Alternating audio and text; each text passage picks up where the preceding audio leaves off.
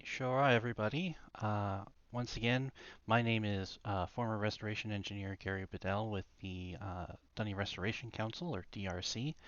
I am joined today by Mr. J.D. Barnes. I don't know if I should call you an amateur Dunny historian anymore, sir. But we are here today to talk a bit about the Mee-Dis War, the second of Dunny's great wars. Thank you, Mr. Buddle. I appreciate you having me here. And I'd like to put in a special thank you to Mr. Buddle and the other people, such as Ellery, who've been working very hard to make this first event happen.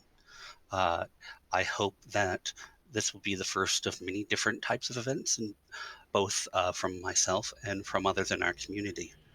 Um, and I don't pretend to understand the technical wizardry involved, but um, I'm happy that everyone here is here and that we can um, share this with you through many different channels.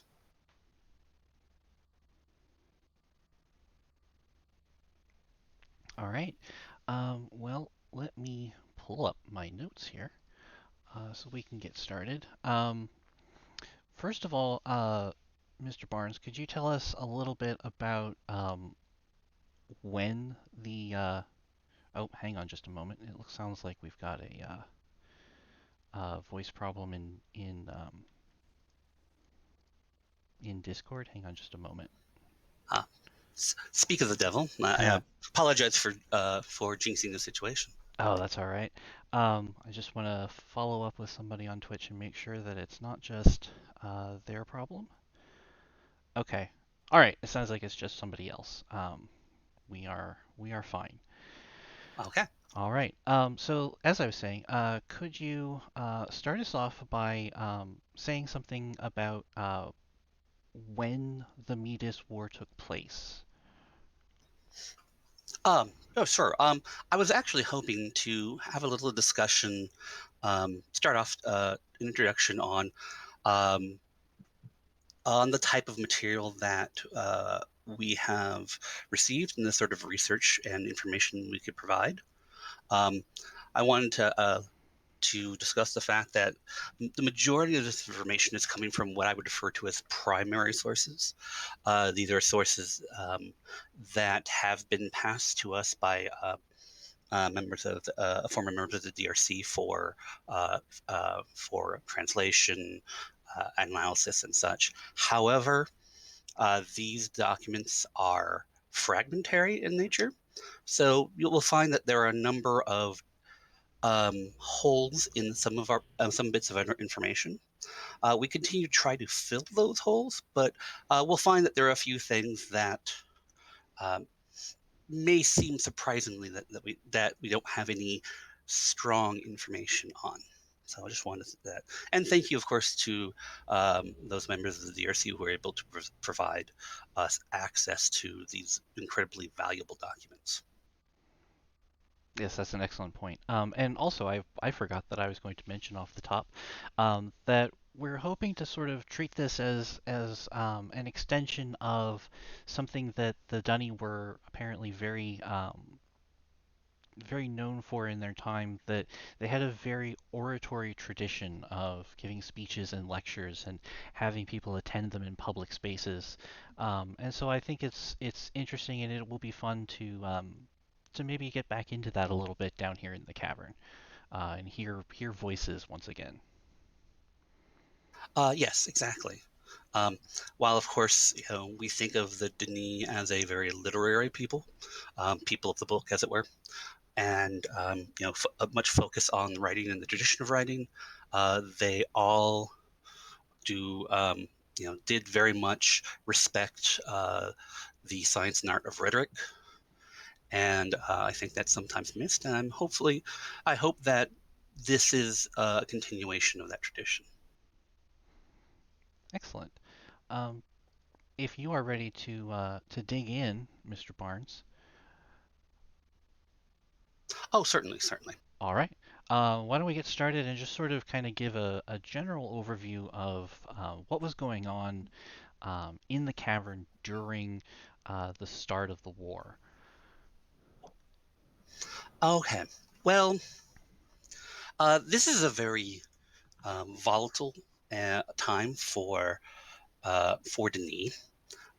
This is time is just after the abdication of King Hareth, of course, the last of the great Denis kings, who abdicated in favor of a guild system, mostly due to religious convictions based on those of the prophet Gish. Um, Hareth abdicates in the year, well, the Yar. The No, Har. sorry, Har. Sorry, I have mixed those two together. I do it all the time. So I'll probably will say year when I need to. Um, but this is in the time of 6977. Kareth abdicates. The great lords take over. We have the five great lords that are chosen from the 18 to head up the new Denis government. Um, and so this signals a very strong shift in both the government and culture of Denis. And it's really something that they hadn't really seen in terms of upheaval since the time of Alcendar. Oh gosh, what was that? Oh, Five thousand, many six millennia thousand before. years ago? Exactly. Um, the Denis are, obviously a long-lived people, and so they are used to continuity of culture, especially due to their relative isolationism. Hmm. Um, so that continuity of culture means a lot to the Denis. And such a large change from there being essentially a monarchy to more, a more council-based government um, was it was a huge change for the Denis, um, culturally, civically, and spiritually, given the spiritual nature of Kareth and his reasons for abdication. Yes, and the kings also had such a deep tie into the Dunny religion because they were each given a priestess or a prophetess to assist them in guiding their people um, ever since Shomot and his rather turbulent reign. So there was certainly, I agree, a lot of religious upheaval is involved in this as well, Hmm. just because of the way that they had structured their civic society. Exactly. Um, we do tend to think very much about the religious nature of the Denis, but they were highly religious. Maybe not in a way that we are nowadays in our surface societies, but they had a very strong um, connection to their religious convictions, and those religious convictions were very strongly tied into the state, as it were. The church state separation was not something that was even considered really, um, amongst the average knee or even the leaders. So this, like, as I said, the removal of Kareth from his self removal from the monarchy and the end of the monarchy itself is a drastic change. The Denis were very much lost. Um, I mean, not only are there the literally thousands of different bureaucratic changes that have to happen, but Kareth was a particularly charismatic leader and had a very strong sway over the populace. And suddenly, this populace no longer had that firm hand or that guiding light. Um, this led to quite a bit of social upheaval, quite a bit of uncertainty on all levels and classes of Denis society. Yeah, it's one of those cases where someone with less appeal and charisma and just strength of authority wouldn't have been able to make something like this happen. But the at the same time, that sort of person is who people miss once the changes do happen. Exactly, exactly. Um, and we've seen some personalities like that previously in Denis history. Of course, Rinaref himself, Alcindor as well, but we don't see as many in that era as we do Kareth, um, especially given his upbringing and um, his importance inside the time. So essentially, the central pillar of Denis society was suddenly removed. Hmm. And so one of the byproducts of this change was that it was now basically down to the council itself to propose new legislation and regulate itself, um, just so that you know civic society could continue, and Mhm. um, that really became the main point of contention because there wasn't now this additional figure who could make suggestions or intimate changes or just outright reject proposals. Mm. It was really all down to them now. Exactly. And of course, that, is a time of significant upheaval where many people with unpopular or innovative ideas or positions saw the chance to advance them. Um, you know, Everything is changing. Everyone was trying to essentially plant their political stake in the ground. And it was a chance, many saw it as a chance to um, really affect the future of Denis, at least from what I can tell in our sources. Yeah, and really, um, even the lords themselves were trying to figure out how to, what extent some of these long-standing divisions in Dunny society, how those would be decided going forward. For example, um, in this particular case, the thing that really kicks this off is one of the lords bringing up a proposal to change the extent to which outsiders are involved in Dunny culture and Dunny society, which if anybody has read some of the notebooks in the Hall of Kings here, uh, anybody who's read those will know that that is a long-standing point of contention in Dunny culture, going back almost to its very founding. Exactly. Um, it is one of the sort of critical points and pivots of Denis philosophy and uh, cultural exploration throughout its history.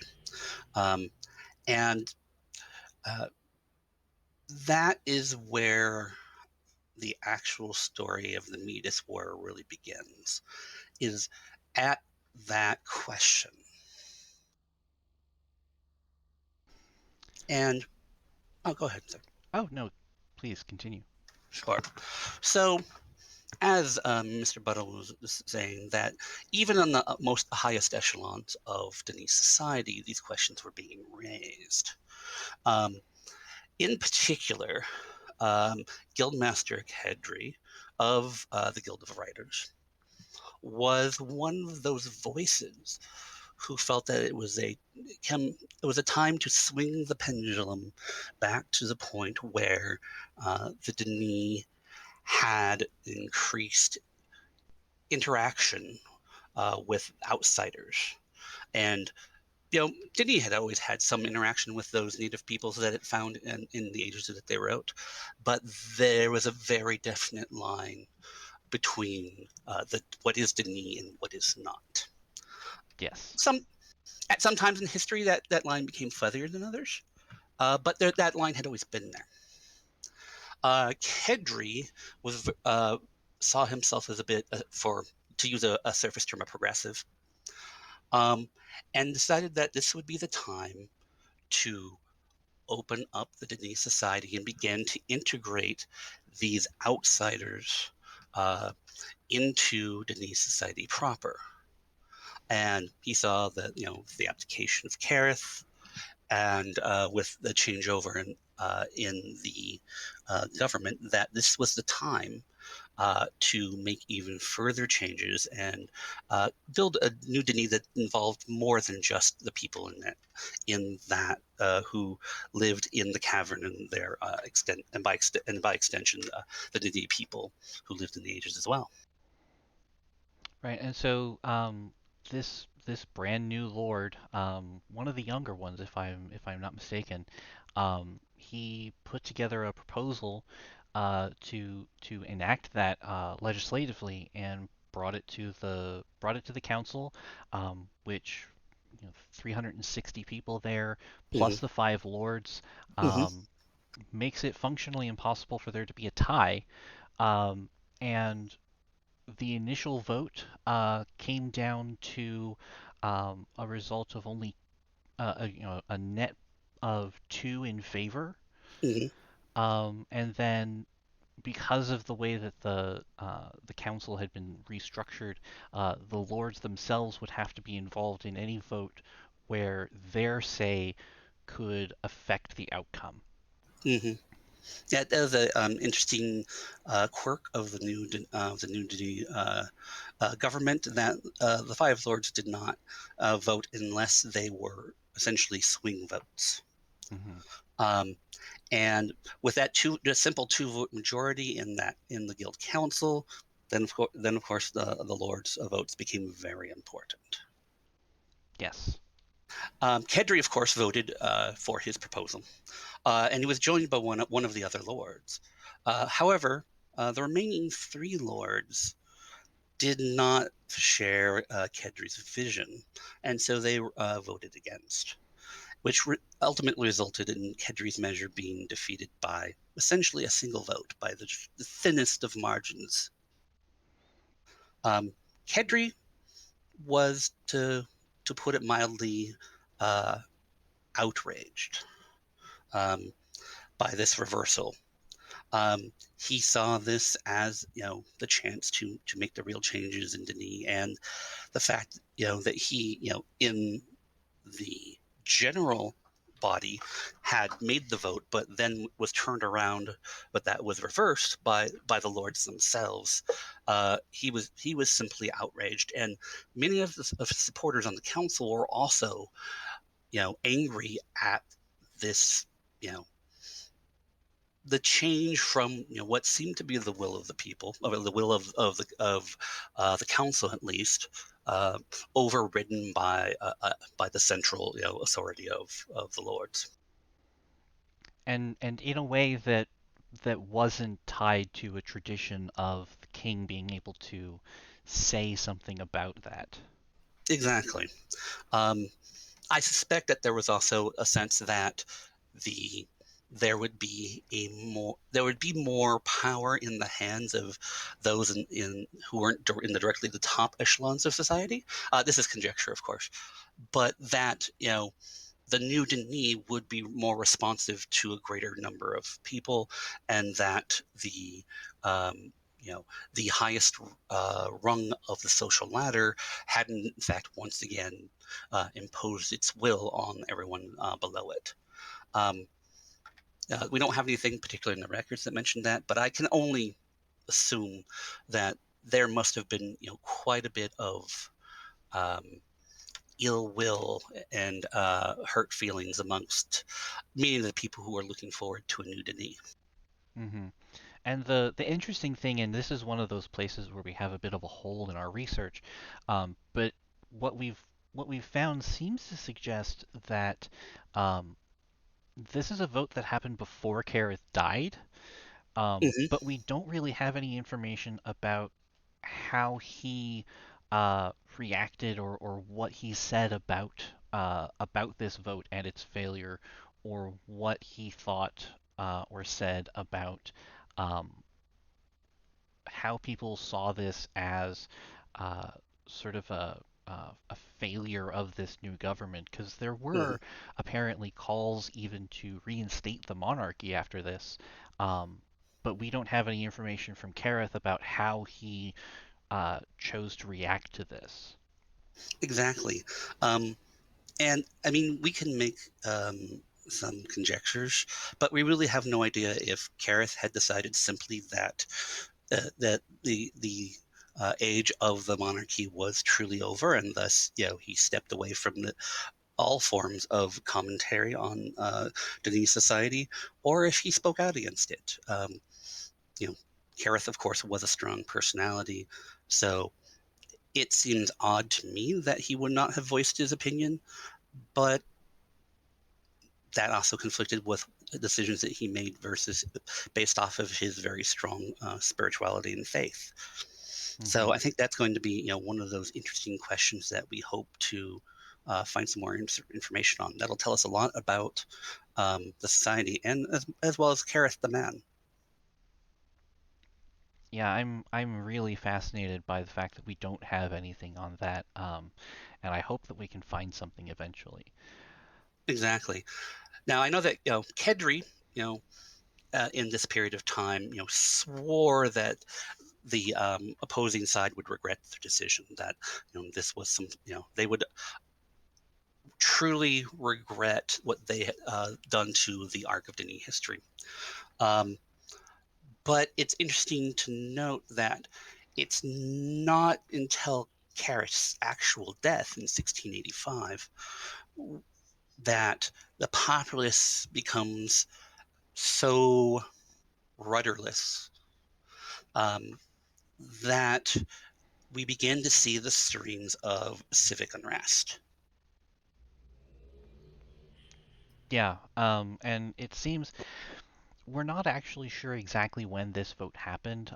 Our sources don't have a date for that, unfortunately, but we can only guess that this occurred somewhat close to Kareth's death. Mm-hmm. But with the Dunny being as long-lived as they are, maybe even their grudges last longer. Um, Yeah, I would have to assume.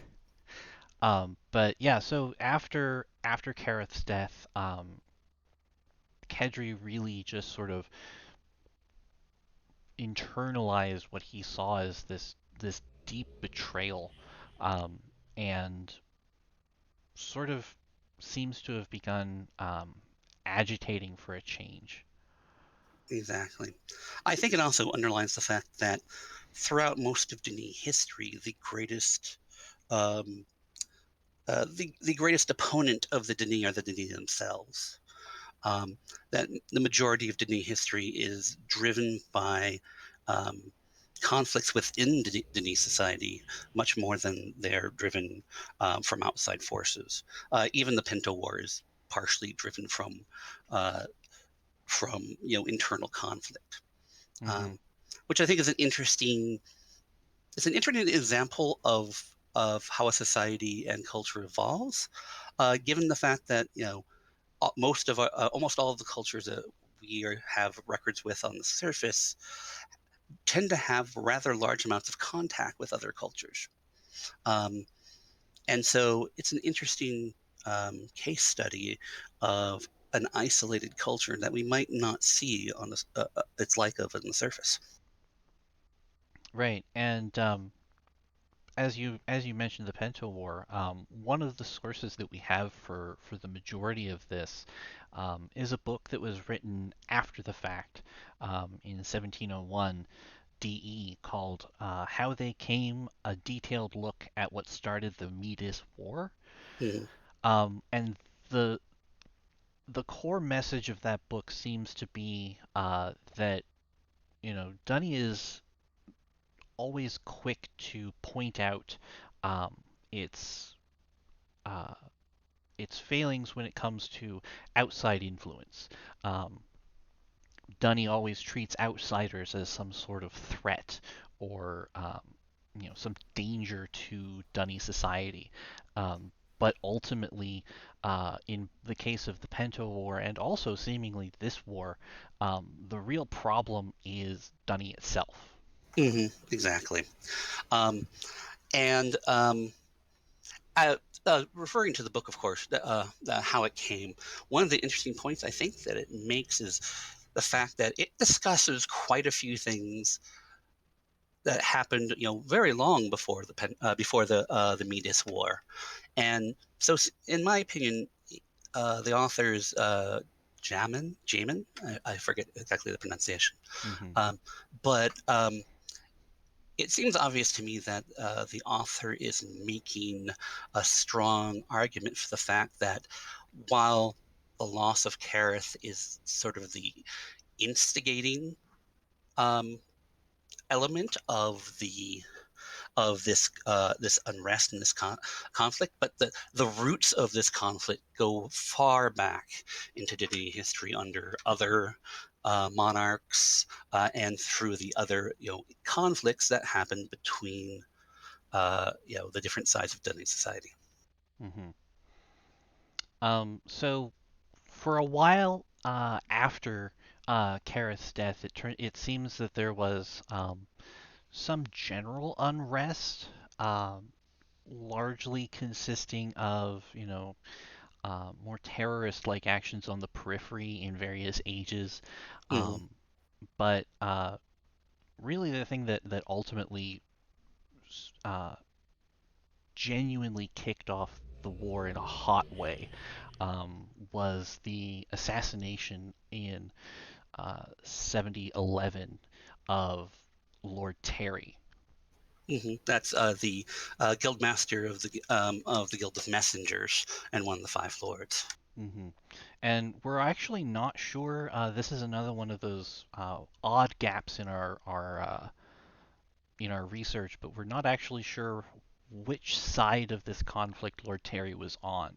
Hmm. Exactly. We don't know if he was the one supporting voice of Kedri or if he was one of the three voices that voted against. Um, and so we don't know exactly which side felt that Terry was a threat and which side took umbrage to it. But it becomes very clear in the documents of the time that this is seen as the spark. While the loss of Kareth and is sort of creates the kindling of it. This is the flame that really moves Denis from civil unrest into what is probably more accurately described as a civil war. Hmm. And so at that point, things really start spilling out into the cavern itself. Hmm. Um, but it doesn't seem like there were um, any major conflicts. It seems as though this was a war of um, small battles. Hmm. I think this is an interesting point actually that we can kind of talk about. Um, uh, that's what military means with for the Denis in general. Um, you know, the there are no great, um, offenses or sieges that we have any report of to the Mee-Dis War. Like you said, there's reports of small battles here, small battles around, but nothing that we would identify with the sort of more epic struggles that we find in surface history. There was no equivalent of the Battle of the Bulge. There's no, equivalent of, many of those other things that we see on the surface. Um, the Denis really were never a military power in any respect, partially due to the fact that their defense was this layer of isolation from uh, the ages that they exploited. Um, at no point did the Denis really have anything that we would recognize as a standing army. Um, and even when you would have something that resembled an army, such as in the Pento War or in this conflict, it would look, to our eyes, would look very um, minuscule. Um, so the Denis were not shaped by military, um, and their struggles were mostly political and almost guerrilla actions that happen mostly in the ages. So it's a very different sort of war than we might expect. Yeah, it's one of those things that even I reading about, this war and the Pento War, it's hard to imagine having a civil war like this that runs for um, roughly 100 years in the end. Um, just because, we look at a war that might run for 100 years and think, good gosh, there are so many conflicts and big battles that we have in, The even just destructive nature of war on the surface. yeah, the destructive nature of war on the surface, all of the major conflicts between European powers back in the medieval times, those were extremely destructive, extremely public, and extremely uh, lethal. Hmm. Um, Exactly. and there are all kinds of famous battles that came out of those conflicts, but we just don't have anything like that in Dunny's accounts of the war. And I think, to your point, I think some of that is because they weren't a military power, and for the most part, a lot of their uh, enforcement mechanisms were built around the Guild of Maintainers, and not um, an actual military power. Exactly. I think once again, a lot of their conflicts were internal, and one could even claim that the Denis had sort of a narcissistic centered idea of themselves in the cosmos, and so they never really laid waste to one another. I mean, the Denis culture and the Denis city itself is much more of a prize to be won, um, and so there was never any sort of the sort of destructiveness that we see on the surface, and I don't think it is due to any sort of special um, lack of viciousness or such on the Denise part. I think it's simply one of scale and of circumstances. They all sides always wanted to be at the center, at Denis, occupy that center, and the Denis just the culture did not have very much experience or very much of its industry um, pointed towards military conquest. I mean, the Denis were definitely exploiters and colonial imperialists when it comes to the ages. But at no point did they really have anything resembling the military industrial complex. Hmm. And so basically, as this continues, Kedri draws a lot of support from many of these outsiders who I Mm-hmm. would imagine saw this as an opportunity to obtain that recognition and that involvement and that integration that they were denied Mm-hmm. up until this point. Everybody is always a big believer in their own civil rights, right? Mm-hmm. Exactly. And so these people all rallied around Kedri, and some of them even seemed to consider themselves more Dunny than some of the people that they were fighting against. I think that's a very interesting point. Um, the records describe Kedri's support as amongst outsiders, and that could mean a number of different things here. I think, I mean, there are certainly parts of Denis culture and enclaves of Denis who lived in the ages that were being exploited. They may have developed their own sense of independence from the central Denis who lived in the cavern. I can see that also that there be those who have adopted the culture of Denis, much like the ancient Britons did during the Roman conquests in the British Isles. And so we don't know exactly who the outsiders that Kedri rallied were, but I suspect that it could easily be a very diverse section of those people who are either Denis or affected by Denis, but were not as invested in uh, the political machinations of Denise centrally.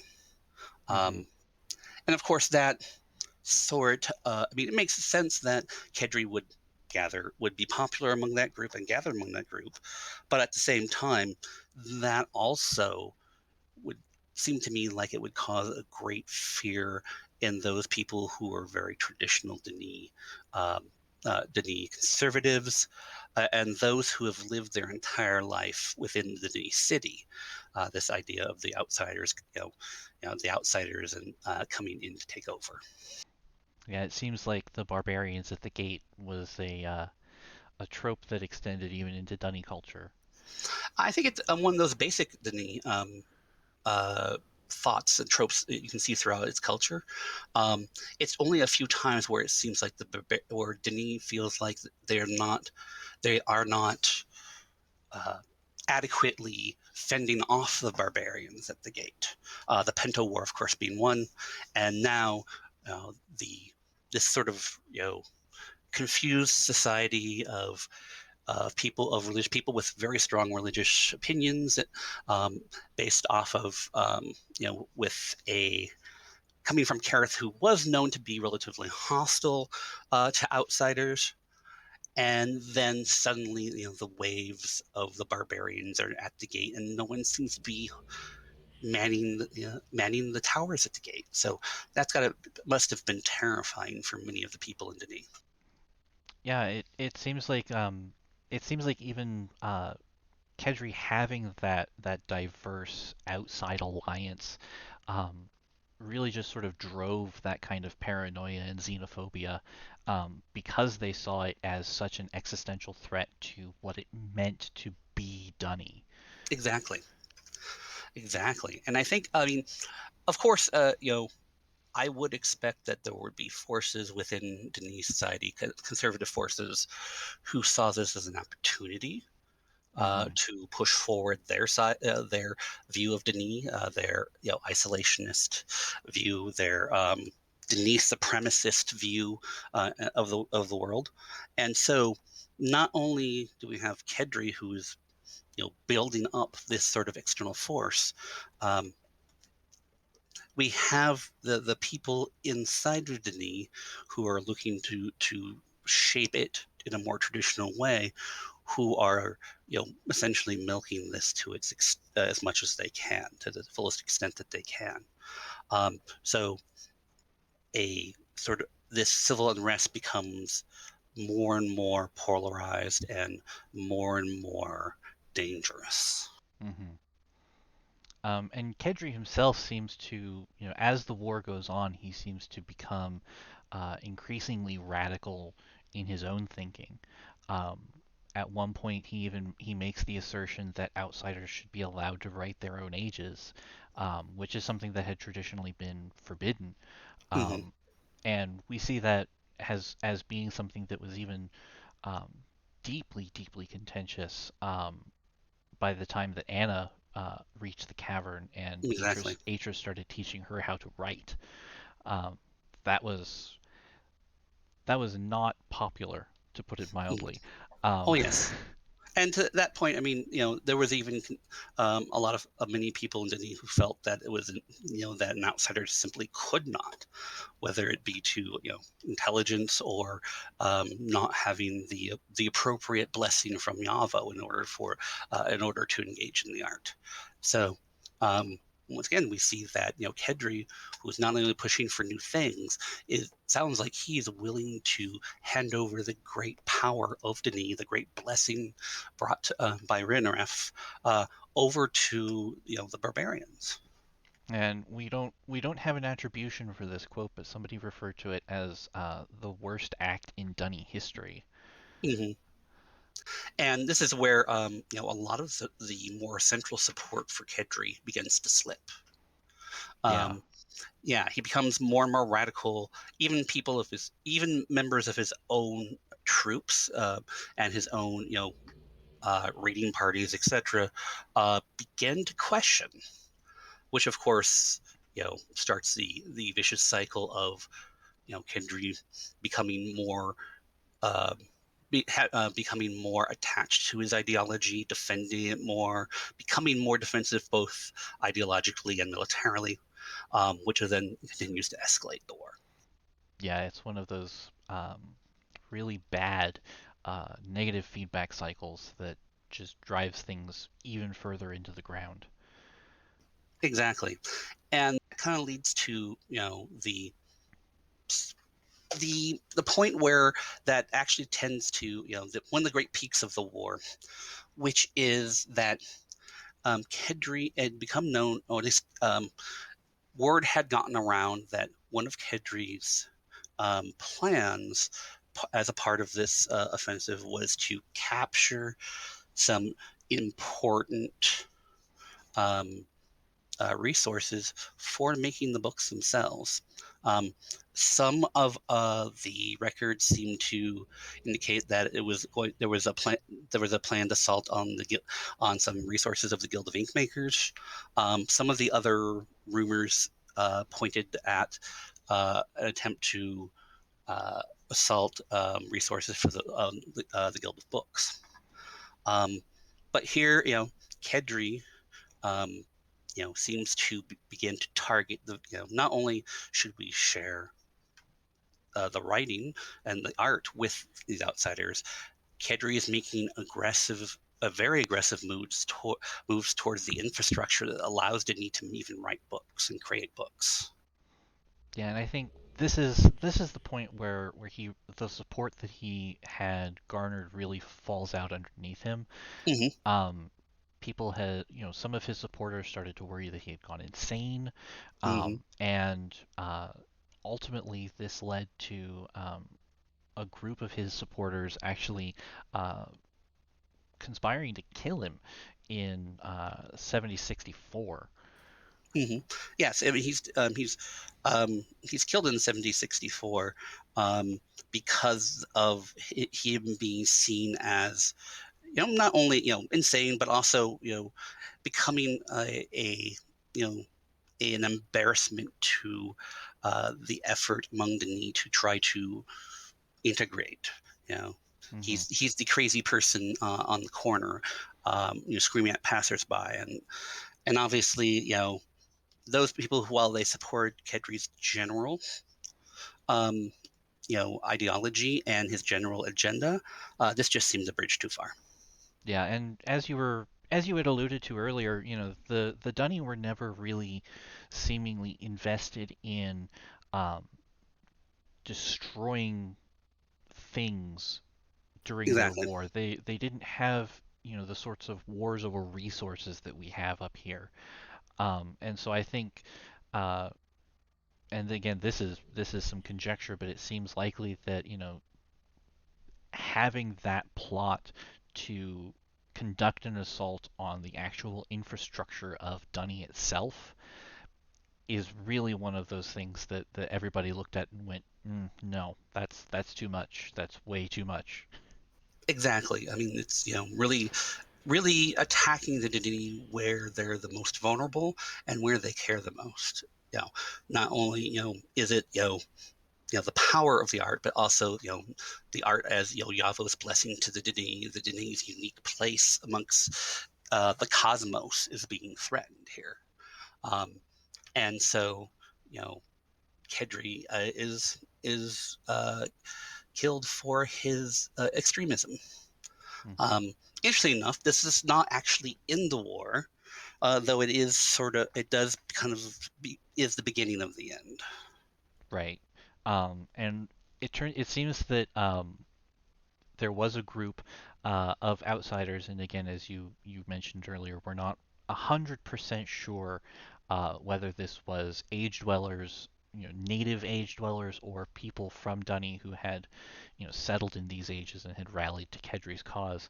But a group of outsiders did actually make an attempt. Um, we don't know which group or which guild they attempted to assault, whether it was the ink makers or the bookmakers. Hmm. But a couple of years after his death, they did actually make that attempt. Hmm. Um, but Exactly. they, That was in 7084. right. Yes, and and they attempted this assault, and by all accounts, their assault was pretty effective. Um, they were well organized and they knew what they were doing, and those key points of infrastructure were in actual existential danger. Yeah, but it seems as though, fortunately, those attacks were um, ultimately thwarted. Exactly. It sounds like they had done a considerable amount of damage in the lead up to that final assault. Um, but it sounds like there was a guildsman, and unfortunately, we don't know which guild he was from. But there was a guildsman named Saren who executed something that we can only find references to its name. We don't know what he did. We just know that it was Saren's defense that Mhm. ultimately saved these pieces of infrastructure, these guild organizations, from the attack that was being committed. Exactly. It seems to be an incredibly historic um, event, one that gets remembered at least by name in Dini history for quite a long time, and seems to be what breaks the resistance. These outsiders of resistance is that their their their well planned assault was in fact broken by what's considered to be the heroic actions of one person, whether that was a specific action he took, or whether he was leading leading a defense or leading a group of people. We don't know. Um, but Saren's defense is considered the end of it's the really the camel that breaks the straws. The straw that breaks the camel's back on this particular conflict. Yeah, and really the fact that things got as close as they did uh, to having these resources be lost, um, this is something that basically makes everyone on both sides stop and go, wait, whoa, we've gone too far here. Exactly, This has to stop. exactly. This really shakes all of the Dini to their core. Um, the near actual destruction of their ability to engage with the art. Hmm. Um, and it's about a year later that all of the different sides of the conflict have managed to come together and in fact sign a treaty. And this is in 7085, and they sign a treaty to end all hostilities. Um, and this ends the war, the Mee-Dis War, but does not end the effects of the Mee-Dis War at all. Yeah. So what you see in the aftermath of the war is really basically Kedri's side just taking an absolute loss on everything. Exactly, exactly. That fear of the loss of the art, um, compiled with the fear of the more conservative factions inside Denis itself, see the end of the war as a complete repudiation of Kedri's ideology and his agenda. Hmm. And so the Denis culture takes a very strong turn away from that one might call progressive stance. Yeah. It becomes very locked down, very conservative as a result of um, this attempt to basically destroy their ability to perform the art. Um, the guild council locks things down. They make proclamations regarding the official state religion. Hmm. Um, they basically wholeheartedly endorse the teachings of the prophet Gish, who Hmm. um, had been a prophet about 2,000 years earlier. Hmm. He preached that it was against the will of Yahweh for the Dunny to um, integrate with or have any dealings with these outsider groups, Hmm. or these people who lived in the ages. Um, and it really just sort of, you know, like I keep saying it, but it really did just clamp everything down. They became much more insular, much more xenophobic as a result. Not only did the council declare a state religion, they also out out outlawed any other belief systems. Various interpretations of the worship of Yahweh had always been around in Dini, and in certain parts of Dini history, many um, uh, different ways of worshiping Yahweh, or different cults or splinter sects were more tolerated. But this at this point, the Dini society develops no toleration for any variation from their interpretation of gifts, prophecies, and teachings. So Gish, of course, had a huge effect on Kareth. And through much of Gish's prophecy that Kareth made his decisions on abdication of the throne. And so after around 100 years or so, suddenly we now see um, the we see that the challenge to those ideas has created an immense amount of chaos and ultimately failed. And the pendulum swings the other way as Denis really embraces its conservative ideologies. Hmm. And in addition to legislation, they declared that any other belief system or any variation um, or variance from Gish's teachings was just outright heretical. Um, it does sound like some of these sects did go underground in some Absolutely. ways, so they weren't ever completely snuffed out. Um, Exactly. but it does seem as though their ability to have any influence on the culture as a whole was utterly devastated. Absolutely. And I know that many of us in the Restoration, we have our view of Denis society comes from Denis society around the fall. And what we found out from around the fall, and the things we hear from, in the journals of Catherine and Atris, about their descriptions of what they heard about the Nini, that sort of thing. Um, but really, that sort of monolithic, xenophobic, isolationist, conservative Denis that we see at the fall, that we all are so familiar with, this conflict is what sets that tone for the next several thousand years. Yeah, and it really not only did this war kind of cement Dunny as this very conservative insular or culture, um, but it seemed to just suck a lot of the life out of everyone. Exactly. Yeah, fear, disorder, you know, the death of more Denis than many people had seen in millennia. That really, and then the application of essentially oppressive measures Hmm. to develop a sort of core state. Um, you know, the people just lose something, some je ne sais quoi that might be related to their adventurousness, their sort of wonder at the universe.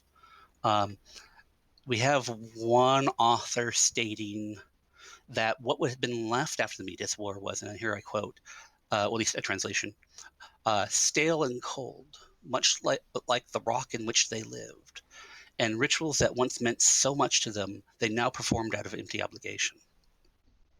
Um, and this aligns very well with some of the other things that we've seen, the commentaries that we've seen from later records, that many critics of the state and of Denis culture point out to the stasis, the calcification that sets in relatively quickly, but very deeply in the sense that the Denis that we're most familiar with still have that at the core of their being, and is not challenged until the time that Anna um, makes it down from the surface.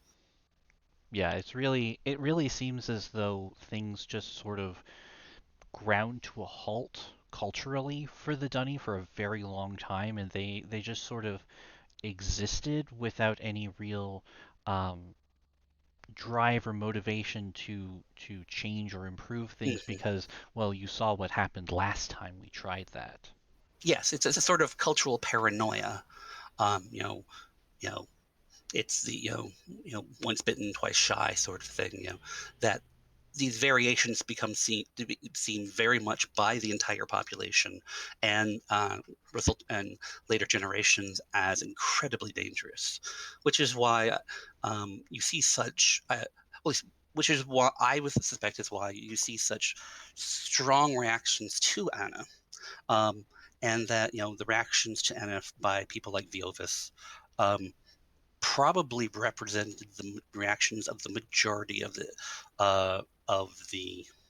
Denis people, um, and that Atris the Elder, was relatively unique in his acceptance of outsiders, um, and also the fact that his status as a well um, a well-regarded, high-ranking guild member managed to isolate him and Anna from much of the backlash they might have received otherwise. It's sort of like I forget the king off the top of my head, unfortunately, but there had been a king rather early in Dunny history who had taken an age native as his wife, and that Hmm. if anyone else at the time had done that, I'm sure that it would have been met much more aggressively than the fact that the king himself had done that. And so I think you see something similar with Adris and Anna there. Hmm. Um, but also, it feels like just the narrative that we have around the construction of what we refer to as the descent, even though that's certainly not what the Dunny would have called it. Hmm. Um, the narrative around that seems to be one of very, very, very timid attempts to nudge themselves back out of this comfort zone. Hmm. Which of course has disastrous results. Not just the fall of the D, but the cultural backlash that accompanies the events that lead to the fall of Denis. And though Hmm. the fall of Denis is the result of the actions of a very small group of people. I mean, both Agaris and Viovis specifically, um, much like Yishu would point out, uh, the DNA and the structure of those of that fall is very deeply embedded in Denis culture.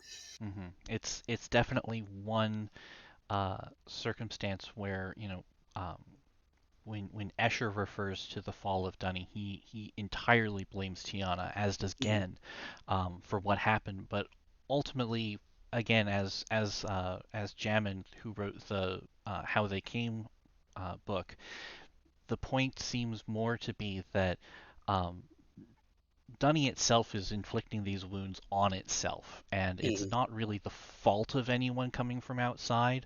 It's the fear of those people from the outside that are primarily responsible for inciting things.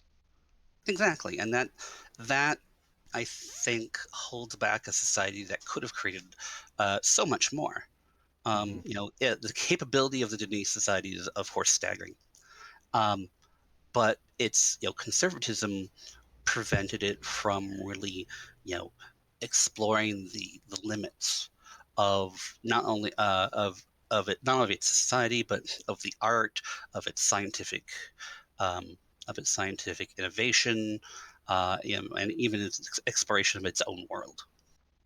Yeah, and I know that there have been some people who have, in the community here, who have talked about and questioned, like why is Yisha the first person to do this after, 9,400 years of Dunny history? Why did no one else think to do this?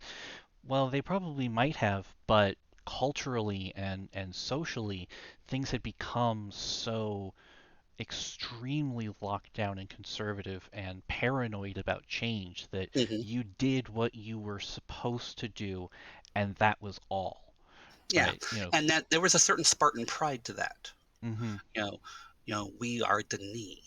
We do things the right way. We are. Yavo has blessed us with these abilities, and we are you know the expressions of Yavo's blessing. Um, so I don't think we could say anything like the Denis was like a police state. No, I don't. Um, I don't think that would be an accurate description. but it was incredibly conservative, and they'd learned to take um, a definite pride in their conservatism. It was some. I guess you could refer to it as not a police state, but a policed state. Yes, policed not only, I mean, by the government, but by the people themselves. I mean, Yeah. obviously, there were not. We don't have many records of a lot of truly, um, you know, transformational movements in Denis. So many of the people, of course, we don't have a lot of evidence of a lot of direct oppression, but rather a sort of A smothering, self-repression a self-oppression, a very or smothering society. repression. Repression, yes, Yes. that'd be a better way to put it. Yes.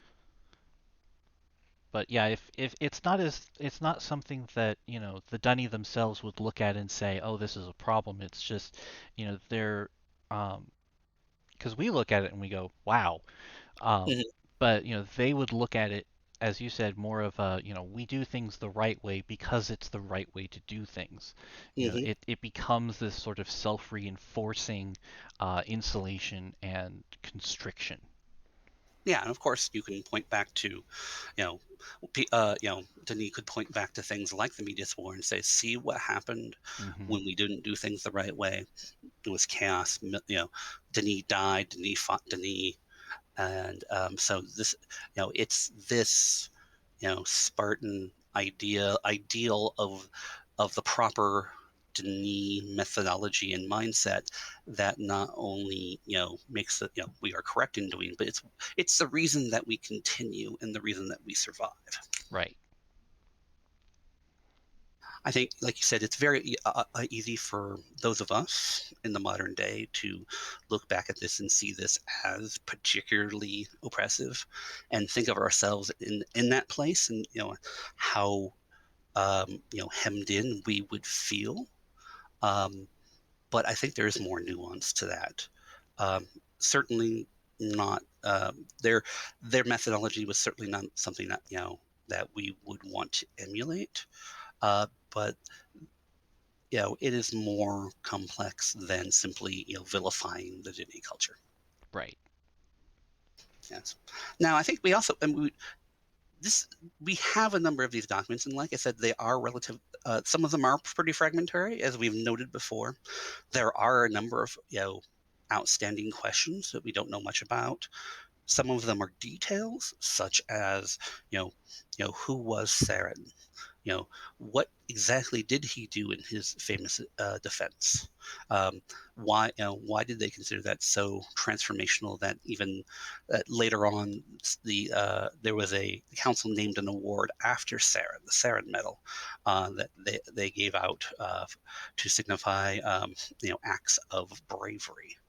Um, or other things like what where were the different lords on this, which of the initial lords, the initial five lords, what were their positions, um, what were their uh, you know what parts of the disrest were at their hands, Hmm. what machinations were they involved with. um, And even just, some of the seemingly more straightforward questions like who struck first, which which side was Lord Terry on, and which side assassinated him, because that would be a very fascinating. Um, it would seem to affect the whole tone of the war. Exactly. It tells us quite a bit about um, what the individual positions were at the time, and um, it does change the entire tenor of what happens over the next 100 years. But I think that's about all that we have prepared for you guys. Mhm. I think Um, we've covered the main points. okay. So what I'm going to do is, if anybody has any questions in the pub, uh, please feel free to shoot us a message. We'll be sure to read it out for the benefit of those on the stream. Um,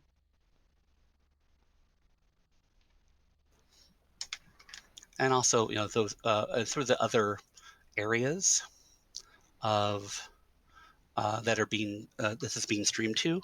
I suspect that there's some sort of those watching those who might be able to provide some questions. I don't know the details.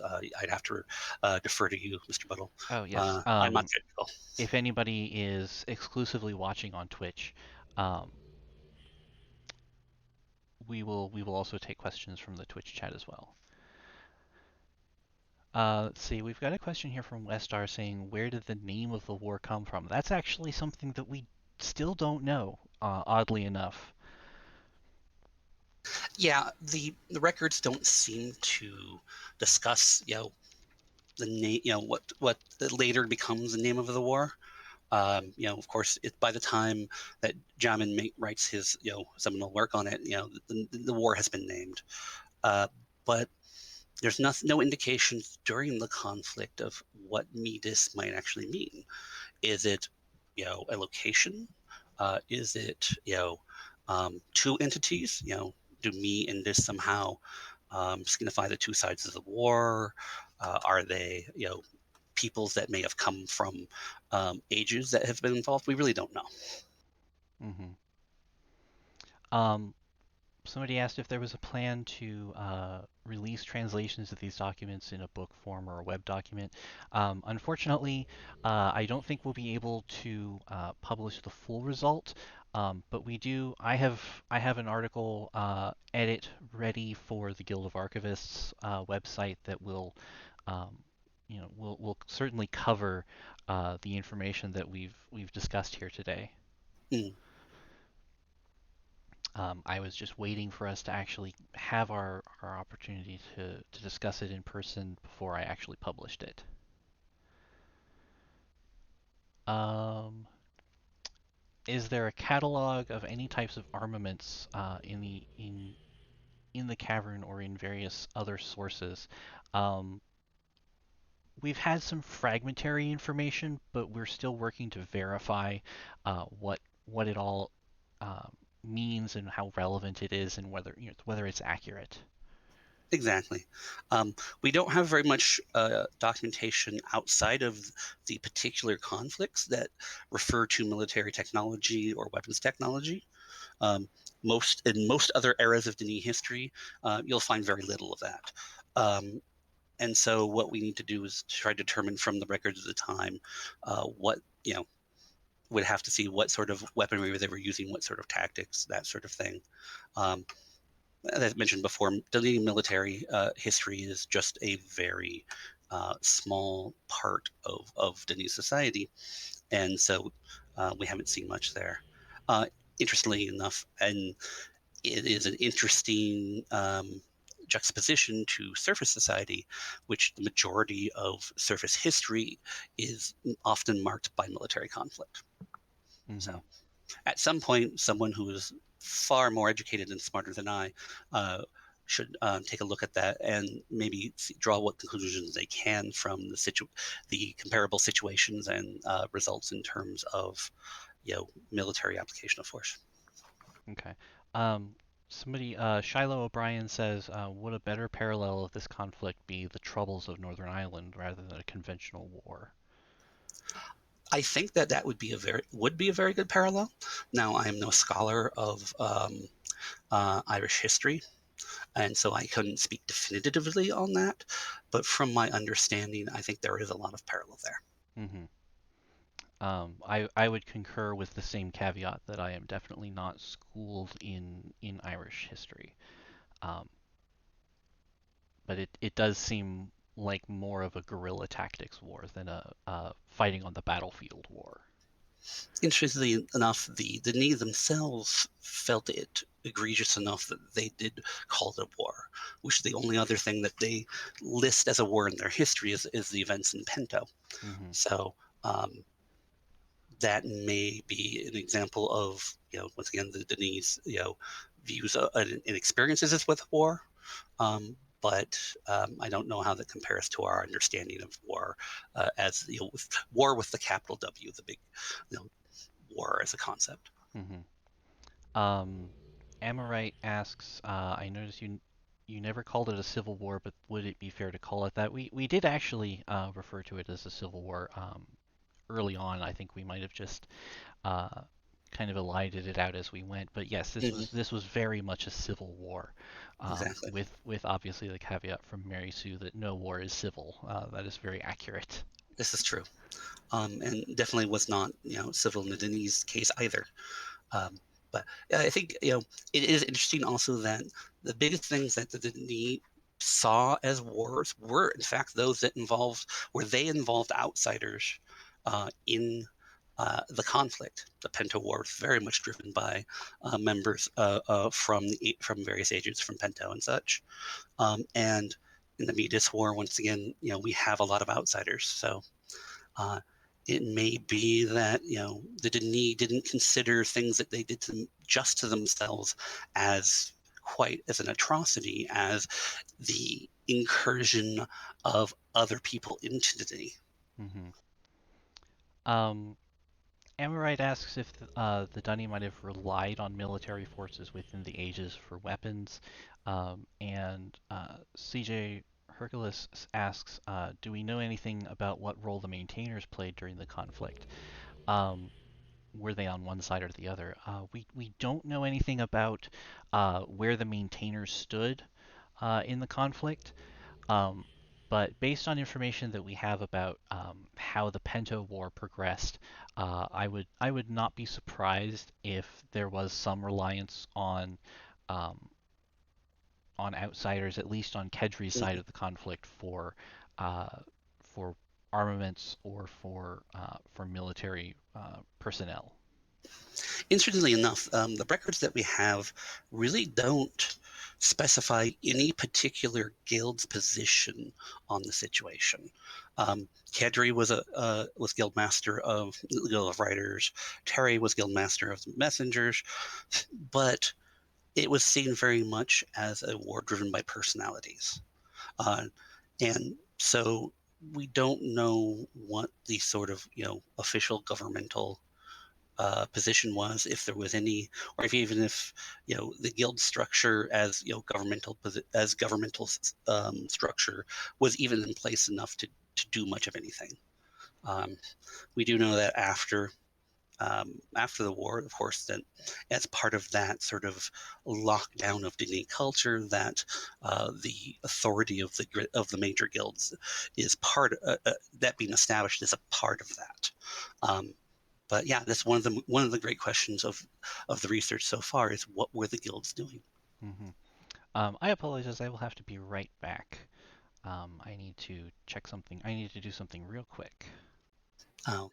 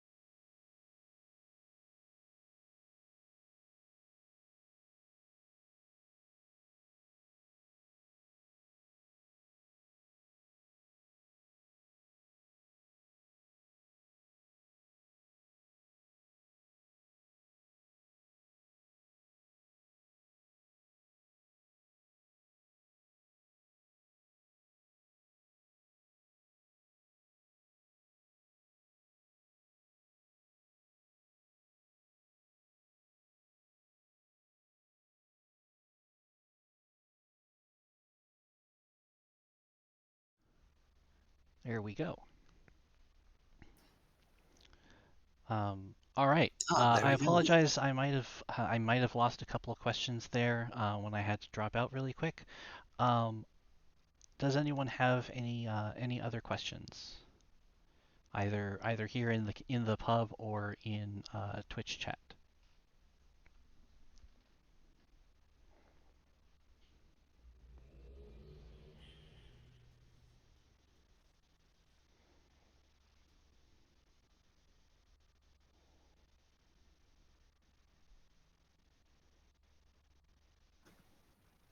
Sounds like we may have a stopping point then.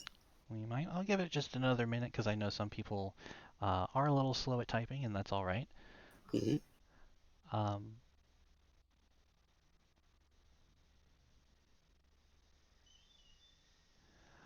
Vid asks, in our research regarding these wars, have we found much information regarding Dunny weapons over the years? Unfortunately, no. That information is still very elusive. We don't really have a whole lot of information um, on Dunny's weaponry. Really, the only example that we have um, any knowledge of is the one that Gen has, as depicted in Riven. But even that, we're not sure if that was something that he jury-rigged together or if it was something that he got from, an armory in Dunny. Um, CJ Hercules asks, the city guards are particular to the cavern and but are still in the chain of command. We're actually not sure what the chain of command is for the Guild of Maintainers. We know the city guard did operate specifically within the cavern, um, but we're honestly not sure what their structure was in terms of how they deal with um, you know law enforcement. And I think there's a difference between the responsibilities and challenges of law enforcement as versus, say, um, unrest in the streets and what at least the Dini considered to be military activity. Hmm. So I don't, but like Mr. Buttle said, we do not know of the city guards' um, um, role in any of this. Roger the Shrubber asks, to what extent does the journey and the journey clause reveal the Dunny's philosophy towards others? I think that's really something of a question that you kind of have to ask for yourself. It's very up to interpretation how you want to view the information that is presented by Yisha in her journey. Um, just understand that as as the Dunny had a view of themselves, Yisha also has a view of the Dunny, and no one view is ever fully complete.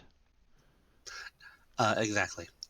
Though I think that Nisha definitely did have a urge to provide transparency into many different parts of Dini life that we might not see otherwise. I see, these the this sort of research that both Mr. Buddle and I are doing, and the presentation of that data to you as akin to that tradition to provide as much transparency into the Denis and who they were, so that we can all kind of make our own decisions on our own journeys. Hmm. Mr. Nice Hat asks, would Escher's more vicious treatment and outlook at the Borrow be considered commonplace, or would he be an extreme outlier? Um, I'm not sure. I don't know as though we can say, especially specifically regarding the Borrow. I don't know as though we can say because we don't really know much about how the rest of Dunny interacted with them in the first place, If at all. if at all. I think it's also hard to draw very many conclusions from Escher. Escher definitely does seem to be sort of an extreme issue, result of, um, he obviously had a traumatic experience of the fall.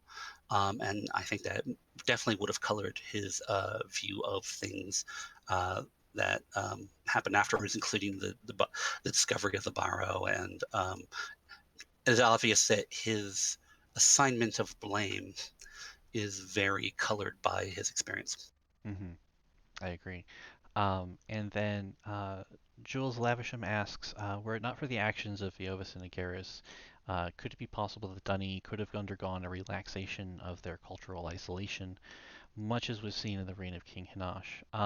I mean, we can never know for sure.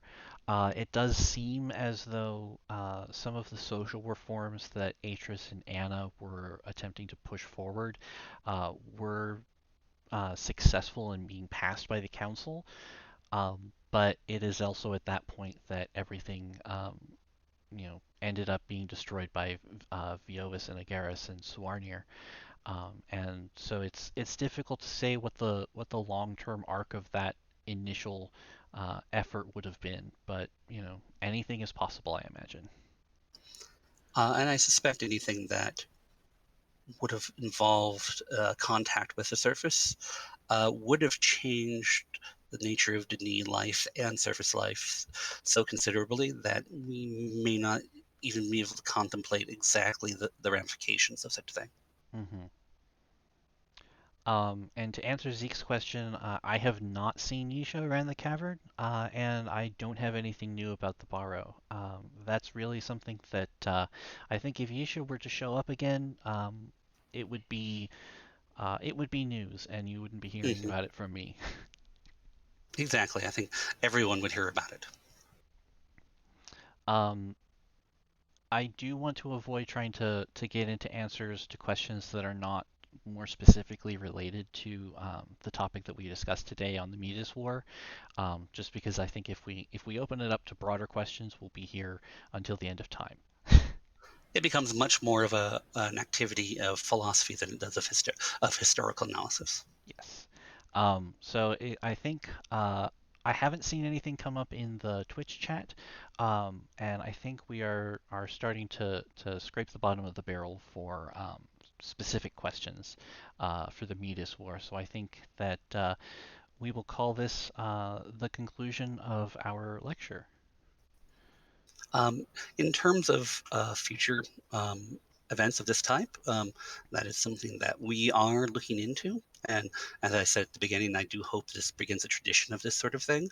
I do want to call out to those explorers in the cavern who continue to um, present information on their own accords, such as the various cavern tours, the Denis language lessons, and the many people who run uh, events, both social and academic, in the cavern.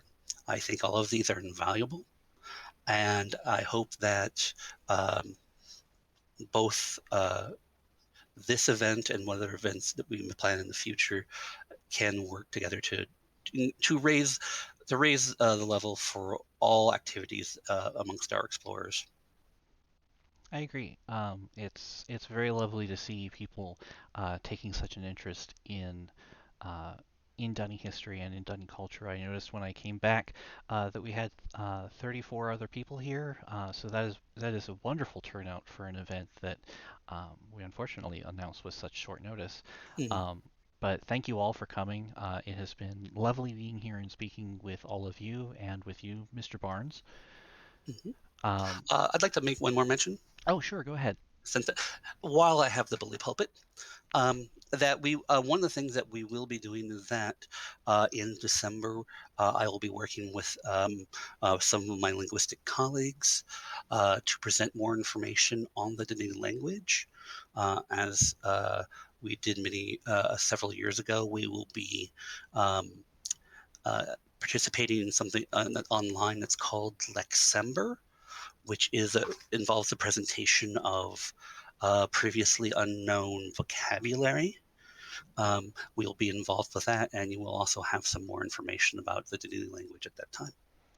Yes, I understand that Lexember was a huge hit a couple of years ago when you and Cyan collaborated on it, and so I hope that it becomes something that we do every year. Exactly. But that does mean that we will be taking a break through December on this sort of thing. We would like to do another lecture in a couple weeks, but I know that with the holidays coming up on the surface, that might get more challenging. So we will hopefully have some announcements for you soon, either way, and we hope you look forward to Lexember. And again, thank you all so very much for coming. Thank you all, and thank you all for being a part of this community. And I do want to note before I go that yes, we will have a recording of this presentation available on YouTube when we have an opportunity to. There are some rules about when we're allowed to upload it versus when it's allowed to be on Twitch. Um, we will also be putting up an article update to the Mee-Dis War on the Guild of Archivists website. And in the meantime, you can, of course, watch the VOD of this presentation on Twitch. Thank you very much. Thank you. And I guess that will do it. So I will see everybody later on the stream. Thank you all for coming in Twitch as well, and we'll see you for the next one. Shot